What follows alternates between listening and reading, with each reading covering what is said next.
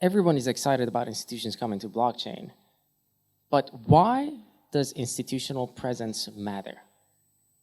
You can start. Anyone wants to go, we don't have to go to in order. Yeah. Yeah, so the funny thing is, I have a background in risk management, but also 8 years ago I started investing in crypto, and also at that time, for me, it was a whole new paradigm, such as like, nah, actually, I still worked, still right now, and at the time also, I work at a bank, but then it was sort of like, okay, maybe you don't need banks anymore. But now my thinking changed slightly, so it's more like, okay, you have a different kind of base layer, different kind of infrastructure, which is potentially better than the old one. And regarding why institutions, why it's good that they're now also going on chain, it's to give also sort of like a legitimacy, because for some people they're still sort of like not really familiar with this whole topic. And yeah, to be realistic, most of the money is still with the traditional institutions. So if they can join in a certain way without taking it over, that will be a good thing, I would say. Anyone else wants to go? Yeah, I can add actually. I very much agree.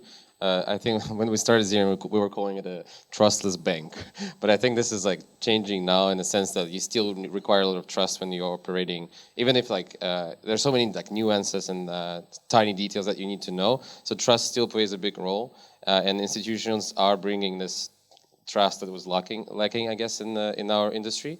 But I would say also from just the PMF and scalability perspective, I think without the institutions coming in, we wouldn't be able to go to this next early like broader adoption of the industry. So like, and the stable coins and all of that just doesn't matter if we just don't reach the scale. And I think the tech finally reached the point where it's accessible, and then regulations are coming up as well. So it's coincided pretty nicely, I guess, in the last year. So I guess a pretty important development there. Yeah. Well, in one word, it's money. I mean, the money is with the institutions. I also think we want DeFi to become too big to fail, which can only happen if institutions are in. And yeah, we want to democratize like what was available in TradFi only to these institutions, to everyone.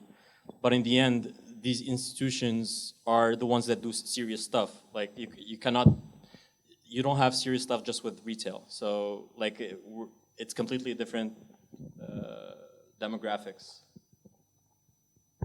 I think I agree with all of that. Essentially,